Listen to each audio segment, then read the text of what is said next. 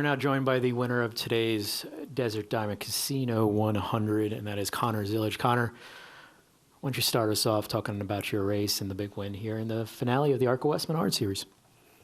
Yeah, it was a lot of fun. This track's my first time here. Really cool track. A lot of maneuverability and different ways to drive it. It was good to win my last race this year in the ARCA Series with Pinnacle Racing Group.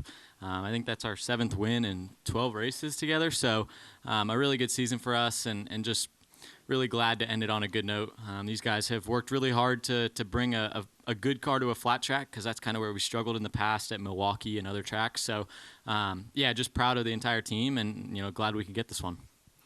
Thank you, Connor. If you have a question for Connor, please raise your hand. We'll get you a mic. Who wants to lead us off? We'll go over here to left.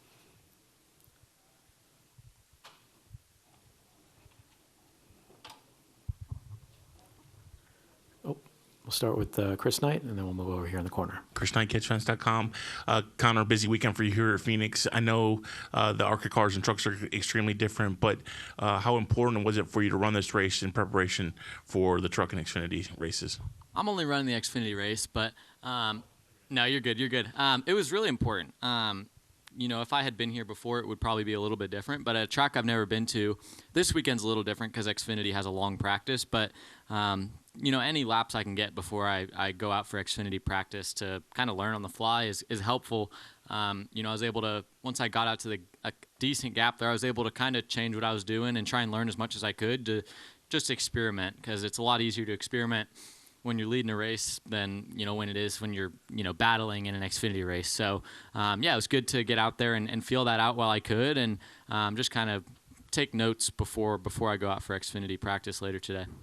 Connor, Go over here. Connor, what was it like running around the top, around the 18 on pretty much every single restart?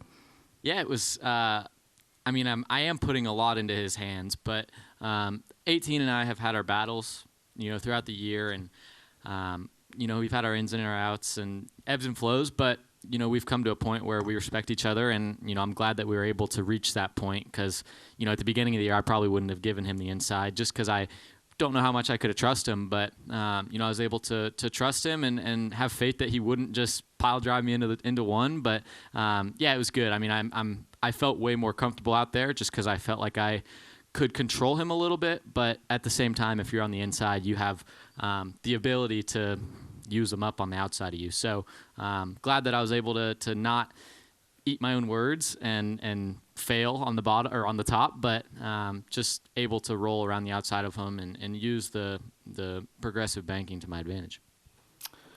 Any final questions for Connor? Go in the back. Noah Reed, KSAZ Fox 10. Just out of curiosity, with the 24 season coming to an end, you've run a lot of forms of racing outside of just stock cars. Do you have any more plans to run for the rest of 2024 and going into 2025? Nothing in 2024, but I do have plans to run the 24 Hours of Daytona again. That's probably my favorite race of the year.